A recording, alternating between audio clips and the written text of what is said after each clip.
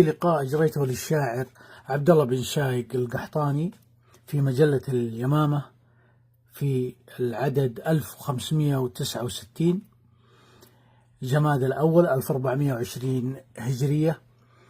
سألته وقلت له: المواويل كيف اشتهر بها ابن شايق؟ وهل لديك مواويل لم يرد عليها أحد؟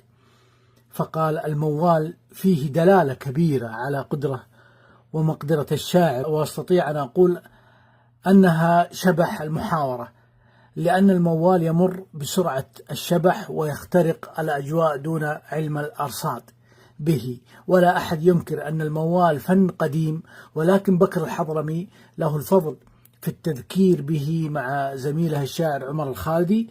أما الشاعر حبيب العازمي فهو الشاعر الذي طور الموال، ولا بد أن يرجع الحق لأهله. أما تطويره المتناغم مع الموسيقى، قال أكثر النقاد أنني قمت به خاصة، وأنني منحته النفس الطويل، ولدي مواويل لم يرد عليها أحد. قلت: هل سبق لك الانكسار أمام موال أحد الشعراء؟ قال الشاعر عبد الله بن شايق: يا رجل، الرجال غوالب، ولكن لا أعتقد أن هناك موالا قواعده سليمة. واستوقفني شاعر بالعجز عن الرد